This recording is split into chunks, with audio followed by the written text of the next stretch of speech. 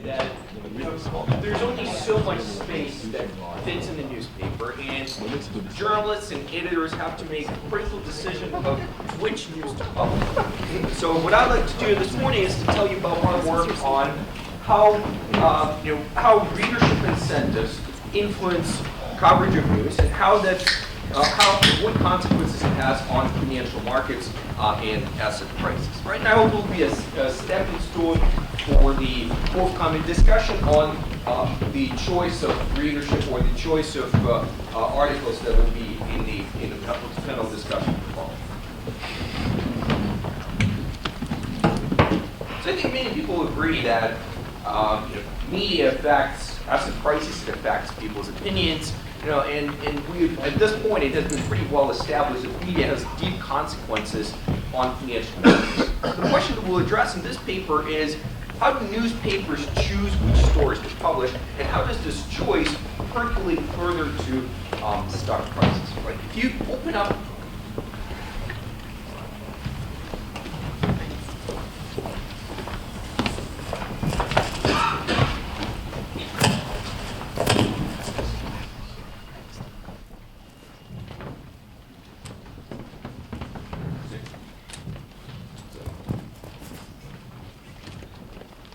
a standard textbook from journalists, some of the desirable attributes that a journalist would argue should attract readership appeal would be dramatic story coverage, personal content, broad interest, and attention-grabbing sort of content of the story. Right? So, and we see that in actual news coverage. And I'm going to show you a few slides sort of really front-page newspapers, let's say the Vancouver Sun, royal reception for baby prince. It's certainly personal, it's certainly attention-grabbing. Some would argue that it might be even dramatic. But for most people, you would think that is really not life-changing, and it's sort of written a lot for attention-grabbing and for readership appeal. That is not an exception. If we rewind maybe 1 year ago, around the same time, the front pages of a lot of newspapers focused on the missing jet from Malaysia Airlines, which is, again, a relatively small, a very confined event that took front page coverage, let's say here on the Daily Telegraph. And a lot of newspapers went, and started being fairly speculative. It was a suicide mission, the pilot was a fanatic, and so forth. But this is, again, not limited only to coverage of sort of journal events. Is there such a thing going on in business events? So one of the, just rewinding to last week, one of the events that got a lot of coverage across all the newspapers was the suicidal crash of the ex-CEO of Chesapeake Energy, Audrey McClendon. So again, Audrey McClendon was no longer the CEO of Chesapeake. He had no stock ownership, sort of separated from the company, but it was certainly a dramatic, personal, and attention-grabbing story that got a lot of news coverage. So what we'll do in this paper is we will focus on a specific setting of attention-grabbing, sensational, sort of important stories, and we'll use them as a laboratory setting to see how these readership incentives affect news coverage and how these effects percolate to stock prices. So the setting that we'll use in this paper will focus on stories about merger rumors. We believe that they fit those criteria about readership appeal, about broad public interest, about suspense, and about being sort of a nice sort of attention-grabbing setting for the reader. Why so? Well, mergers affect a lot of constituents. They affect customers, they affect rivals, they affect competitors, they affect certainly the employees of the firm. They offer lottery-like payoffs where investors can realize 25% gains over a short period of time, and they have this aspect of secretive negotiations that creates a sense of suspense around merger announcements. So let me give you an example of what a typical merger rumor looks like. This is a front page story in the Seattle Times that is titled, "Could GE buy Boeing?" It's speculation now, but not entirely far-fetched. So I'll go over that story and highlight some of the important words here that we'll use in our analysis and that will often signal a merger.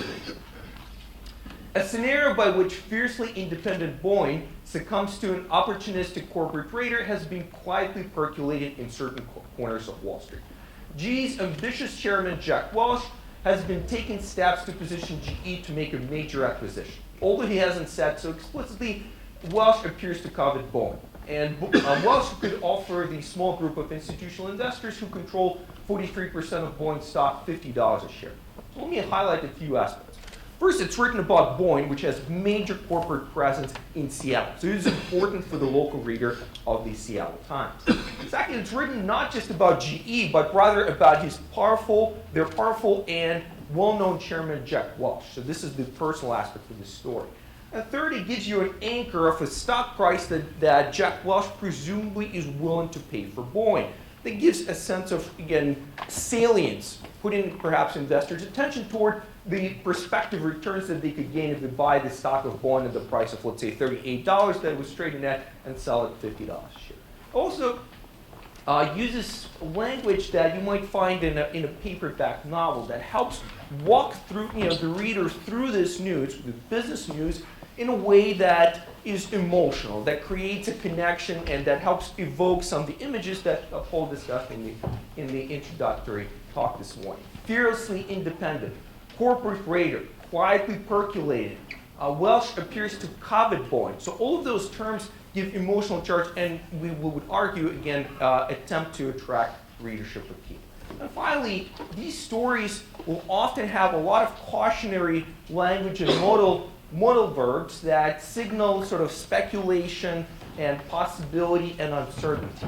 Could, speculation, appears to be, could, and so on. So what we'll find is that these speculative words will signal the less reliable, the less likely rumors, like this one. Of course, GE never made a bid for Boeing, and that rumor never materialized. And here's the take from the reader on this article. So this is from the reader's response to the editor of the Seattle Times in response to this paper. In my opinion, your paper chose to give this story front page coverage only for the purpose of selling newspapers. Unfortunately, judging by the fact that the Times newspaper box was empty when I left work, and this is the first time this has ever happened, you succeeded.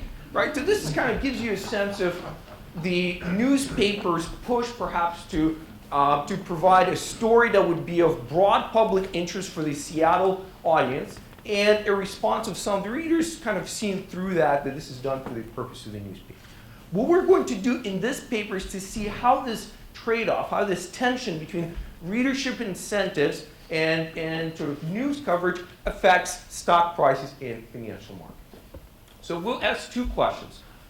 First of all, what predicts that a rumor will come true? So can we look at the characteristics of the article, maybe the identity of the journalist, maybe the identity of the newspaper, and see which of these rumors are very speculative, like GE buying Boeing, and which ones of them are really signaling actual negotiations that are taking place.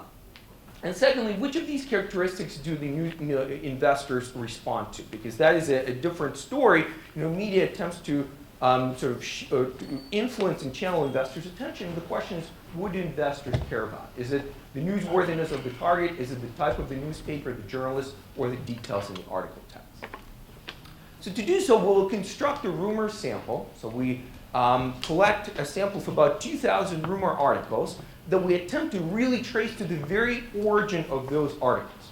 So we start with very broad filters of looking at merger articles, or looking at articles about mergers in the top 33 US publications that have the keywords that would signal just merger-related articles, and articles that have some uncertainty, rumor in the context. Then we read through those articles to weed out the sort of the false positives, the ones that talk about an actual merger or talk about the management discussing the possibility of the merger that are not rumors.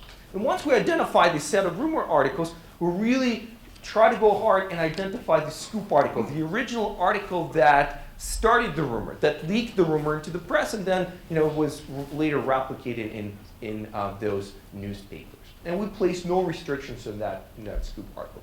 Importantly, we take these rumors and we match them to the sample of the actual deals to see which of these rumors were eventually followed by a merger.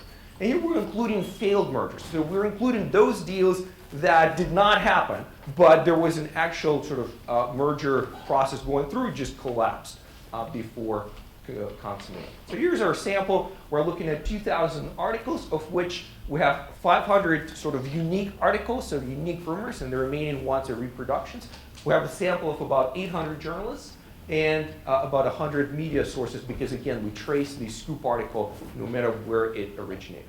So the first fact I'd like to show you is that the majority of rumors never come true. So the approximately 70% of the rumors are speculative, and they're not followed even by an offer that later collapses. So what are the characteristics that predict whether a media will cover some of the rumors? So first, let me explore the question of what are sort of the newsworthy targets that receive media coverage. So of all if we're looking at the universe of all the merger negotiations or merger talks that could be covered, the ones that get into the press are the ones that are about public companies, the ones that have popular brands, so the Googles and Apples of the world, as opposed to, let's say, Cummins Engines of Indiana or some of the lesser known companies, and the ones that are either local or US based. So again, local audience and that local aspect of the clientele is important in driving media coverage. These are also sort of glamour stocks, the ones that have high advertising expenditures, have R&D assets, sort of technology-based firms, high Tobin's Q firms. So what we learned from here is that media is more likely to publish stories about glamour stocks with recognizable brands, high advertising expenditures. Those are the ones that their audience is more likely to be familiar with and is likely to generate greater interest in readership. So what is the effect of rumor articles on stock prices? So you can see here in the day zero, the shaded column, I have the return on the day of the article publication. There's a very large effect on the price of the target on the day of the merger rumor. So on average, the stock price of the target increases by approximately 4% on the day of the rumor. The market appears to really recognize which rumors are more speculative and which ones are more likely to be accurate. So the return of the rumors that subsequently come true is around 7%, and the return of the rumors that don't come true is about 3%. But all of them seem to suggest that media has a very rapid and major impact on stock prices as those rumors are published. An important pattern that I'd like to point to your attention is the reversal. So when you see that there's a spike in returns on day zero, there's a subsequent reversal on average for the average rumor. Again, consistent with some of the research that Paul covered at the very beginning of today's conference, showing that when there's a lot of coverage and investor attention, there seems to be an overreaction to information which gradually dissipates with time. So who trades in merger rumors? So here it is a hard question to answer, and what we tried to do here is really identify the source and the identity of traders that in financial markets. So the way we did this is we went to a consultant firm that oversees execution of trades for its institutional clients. They cover mutual funds, pension funds, hedge funds, and for those institutions, they record all of their trades. So we're able to capture here approximately 11% of sort of total amount of trading, approximately 11% of total amount of trading, because it is a very large consultant firm. So what we find is that institutional clients tend to be net sellers on rumors. What I have here, a graph, is the buy, sell, order imbalance. So this is the difference between the number of shares bought and the number of shares sold of the rumored stock. As you can see, there's approximately zero before the rumor. And then as the rumor comes out, institutions tend to be net sellers on the rumor. Who is the likely buyer? Well, the other side of the trade is likely to be taken by retail investors, which is consistent with this notion that rumors are written for the average reader of the newspaper, sort of the retail investor, and that the retail investors are the ones that are trading on this news, whereas institutions are providing liquidity and sort of using this time to offload their shares. So the next question we tackle is, what are the characteristics that predict whether a rumor will materialize? Can we use information about newspapers, journalists, or the text of the article to identify which rumors will come true? So in the next table here, we'll look at the characteristics of the target. We'll look at the same characteristics we included in the previous regression that make coverage more likely, and we show that those same characteristics, being a popular brand, being high advertising expenditures, being a glamour stock, they negatively predict rumor accuracy. So in other words, the rumors that are written about firms like GE buying Boeing, or firms that have newsworthy coverage are less likely to come true. Our interpretation of that is that it is those rumors are more likely to be written about for readership appeal. Whereas if you're writing a rumor about Cummins engines, there has to be really a negotiation going on. There's really no other reason why you would write that article aside from communicating actual news. So here's our interpretation of this article, of this data. It is important to note that this holds after accounting for lag and contemporaneous market returns. So this is a reaction over and above the predictive power of information that is already contained in market returns. So in other words, the information about the newsworthiness of the target helps us understand whether the rumor will come true or not, over and above the information that's already contained in the stock prices. So to give you some economic interpretation, newsworthy rumors, the rumors again written about newsworthy targets such as GE or Boeing in the previous example, they tend to be less accurate or less reliable in terms of their exposed consummation. So to give you an example of the economic magnitudes, if the target has a popular brand among the top 100 brands, it's about 12% less likely. That rumor is about 12% less likely to come true. Again, remember, the average rumor comes true only about 33% of the time. So 12% likelihood over that is very significant. It is very important to know that these results are not driven by a higher failure rate of those mergers. So it's not that GE indeed talked to Boeing and those negotiations collapsed, but it is likely that those negotiations did not happen in the first place. So we cannot observe this perfectly. So with one caveat, we can only observe a subset of negotiations that collapse. But for those subset of negotiations that collapse, the attributes that are related to newsworthiness are unrelated to the likelihood that the negotiations will collapse. So this seems to be something telling us about the reliability of the information as opposed to the tendency of those negotiations to collapse.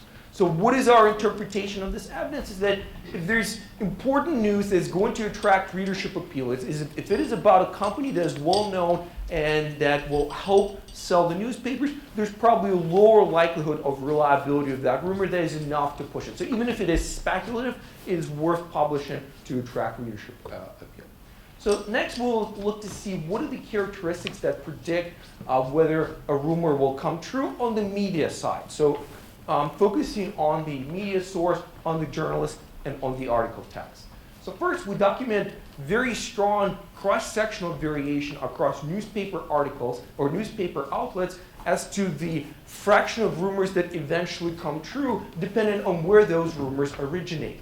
To give you an example of that, the rumors that are published in the Wall Street Journal, for example, are about twice as likely to be followed by an actual takeover as rumors published in the Los Angeles Times, even though both newspapers are among the most circulated papers in the United States. So one interpretation of that is that the Wall Street, the rumors that make it into the Wall Street Journal go through either a more thorough fact-checking process, or there is a higher threshold of we really have to know that this is happening in order for that rumor to be published.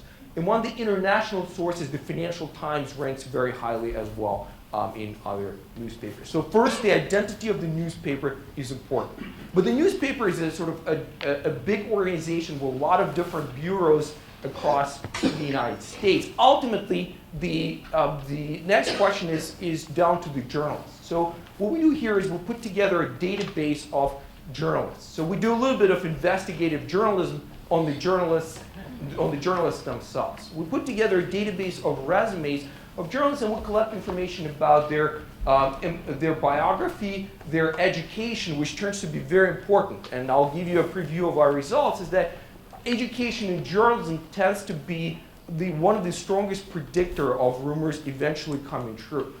We were very surprised by that in the sense that we thought that maybe it was the business connection, the finance angle, or the knowledge of the industry or the M&A that would be really that decisive factor. But it appears to be that essentially having proper training in journalism, or perhaps the practices of fact-checking and so on, is very important. It also turns out to be that the location of the journalist is also very important, and the New York bureaus tend to do the best. So if we look at all the different bureaus of newspapers, the ones that are located in New York tend to be more accurate, perhaps because they're closer to the sources, perhaps they're closer to the markets, they have stronger connections. So to give you a summary on the evidence of journalists, so first of all, the identity of the journalist is very important. So there are strong fixed effects that are just attached to the personality and the type of the journalist, and they're very, very persistent in time. If we're looking at what explains the reliability of this information, or the likelihood of this rumor eventually coming true, we find that the journalists that are older and more prolific, that write more about merger articles, they tend to be they tend to be more accurate, or perhaps they choose the rumors that are more likely to come true. The area of expertise is very important. If you write about financial services and the rumors in financial services, that rumor is more likely to come true. If you venture out of your core expertise and write about technology, those rumors tend to be less accurate. And again, as I mentioned, undergraduate major in journalism, and in general, training in journalism tends to be a strong predictive factor, one of the strongest predictive factors you can see of accuracy, as well as being stationed in the New York bureau.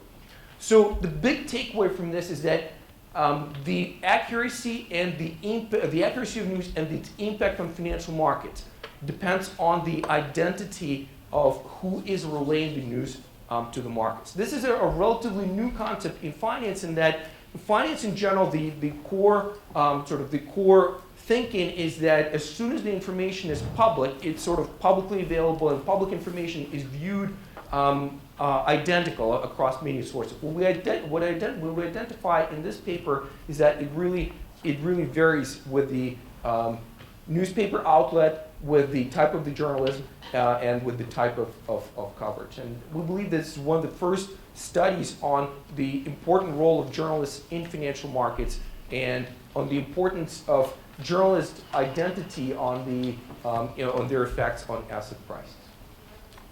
So finally, let me conclude by sort of asking the question of what are the real effects of media coverage on firm activities. So these are the effects on stock prices and investor attention. Is there an effect of a news article in the Wall Street Journal and the New York Times on what the executives actually do? If they're engaged in negotiations, how does that affect the negotiation dynamics? This is a hard question to answer, and we'll be able only to go so far in here, but here's how we tackle that question. Companies that engage in merger negotiations are required by law, as part of their merger agreement, to provide a detailed history of merger negotiations that is put together by legal counsel. It is very detailed, and it is done by lawyers. Usually it will start by something like, on January 4th, 1995, the CEO of company XYZ telephoned the CEO of another company, and then with that start of the discussion, it gives a relatively detailed history of merger negotiations, how they evolved and how they were affected by different factors. We find that merger rumors are frequently discussed as part of those merger negotiations, and they do have an effect on merger negotiation strategy and the premia that are paid in mergers. So what are those effects? By far the most dominant effect is that the acquirer realizes that the rumor has increased the price of the target, and they actively adjust the premium paid for the target downward to discount that actual increase in the stock price. So in other words, if the stock price went from $50 to $55, they realize that the extra $5 is attributable to the rumor, and they still compute the premium based on the pre-rumor price, based on the $50. So that is written very clearly in those disclosure agreements, and that's what the firms say. A lot of firms also say that the rumors expedite negotiations, and they make them hold unscheduled meetings. And for approximately 15%, the merger triggered a press release or a general comment that was issued by the two parties. Of course, that's what the firms say, What we do then is we verify this through formal regression evidence, and we come up with the same conclusion that acquirers actively adjust the premium downward for the increase in the stock price attributable to the rumor. So in other words, the premium that is paid for the target fully discounts the effect of the rumor on the stock price. So it appears that firms are attuned to the effects of media on stock prices, and that they change their actions to undo some of these effects in their merger activity. So let me conclude to leave a little bit of time for questions. So I think the first tenet of this paper is that readership incentives affect the content of financial news. When there's incentives for readership appeal, the coverage could be a little bit more speculative, and perhaps the threshold of accuracy could be a little bit lower when the article is likely to generate greater readership. This coverage results in spikes in trading and stock prices, which are reversed subsequently. And it is consistent with sort of short-term demand of individual investors. Remember, as I showed you, all of this trading is really likely driven by individuals, not by institutional investors. And finally, reliability of news can be predicted from information about the media source, about the journalist, and the article text. And I believe that this is one of the first papers to make a step towards understanding of how media attributes can be used to assess the reliability of coverage. Thank you so much for your time, and I'll leave time for questions.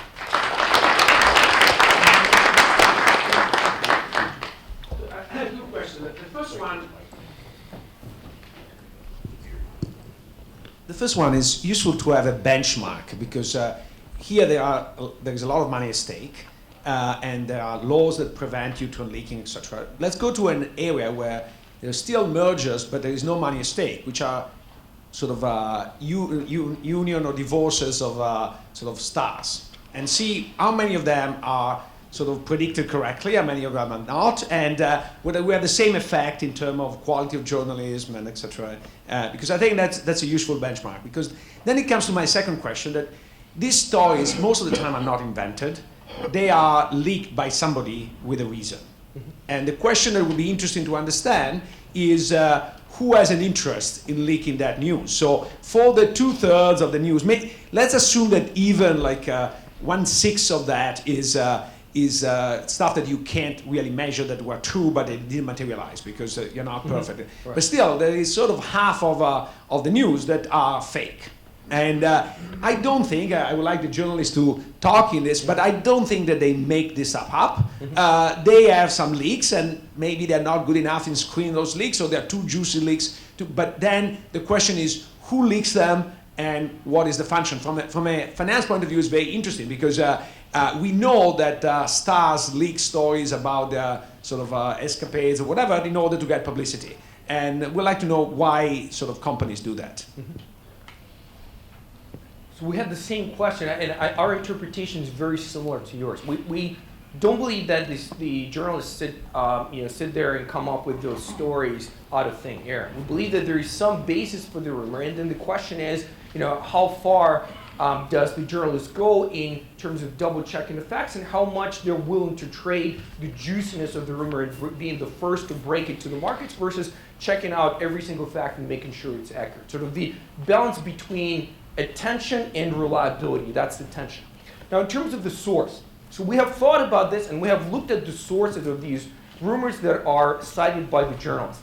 In 90% of the cases, it is anonymous. So the source is not named, and it would make sense that the journalist would not name the source that leaked the rumor. And the remaining 10% of the cases, that is a former executive or an industry analyst, kind of broadly defined.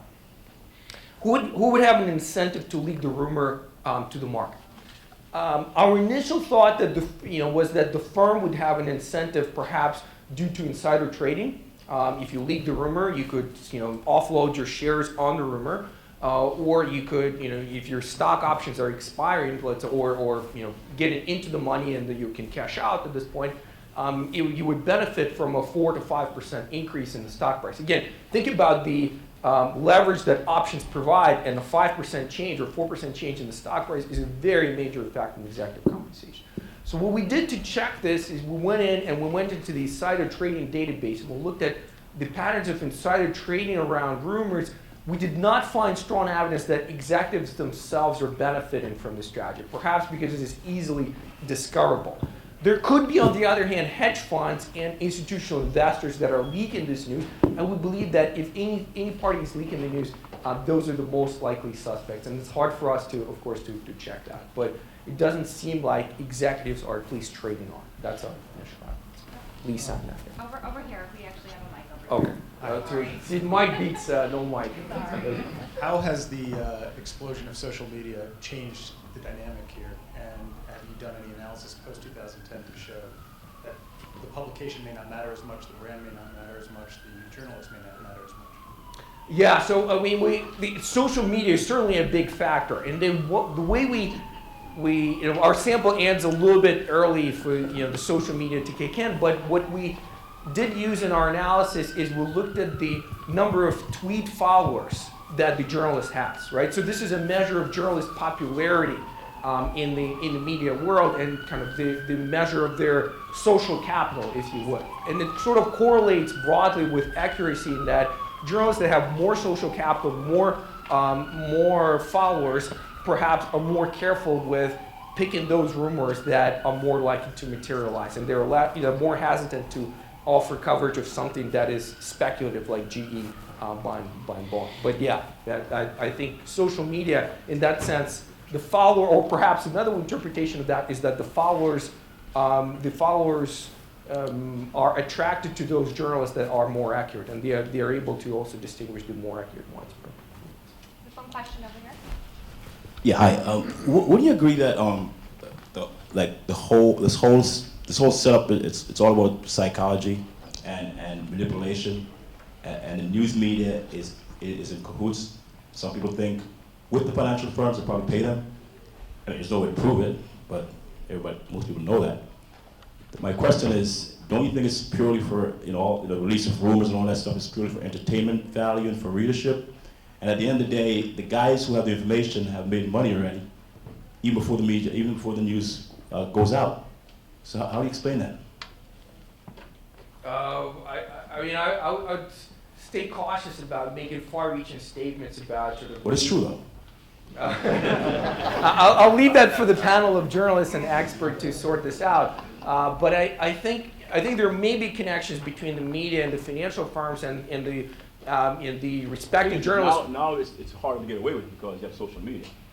Because everything's on social media these days. So the playing field. But from what you told me, what I think is strongly supporting the evidence is that the people, the institutions or the financial firms themselves, they certainly don't trade on the rumor in the way that you would expect. No, but they help the financial firms spread the information to hoodwink the small guys. This is part of the sort of, it relates back to the question that Luigi asked about who leaks the rumor to the financial firm. So I wish, or to the media, I wish I could pin down the financial firms that leak the rumor and then trade in the opposite direction. I think some of that might be happening. We cannot prove it, right? We cannot identify the leak because typically the journalist writing the rumor article would not disclose who the source is, and that makes it difficult for us to identify the leak. All right, why don't we have one more question and then we'll move. Yeah, please. So your analysis seems to suggest that the reason why some papers have a better picture on the rumor accuracy is that they have a better understanding, a better journalism skills. Have you thought that perhaps some media outlets get better rumors in the first place? That there's an incentive for certain sources and bankers to feed some outlets more than others? Yeah, I completely agree that there's sort of a combination of factors, right? So one factor could be the ability of journalists to screen and investigate the rumors that they get, and the other one, of course, is certainly the rumors or the information that they're fed, right? So if you have strong information that you would like to make it public, right?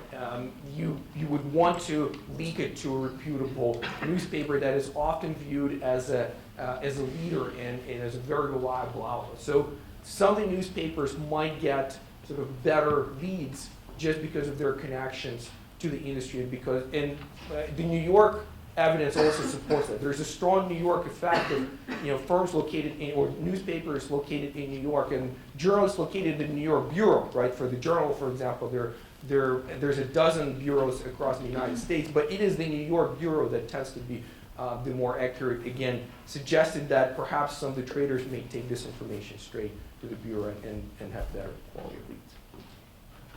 Thank you very much.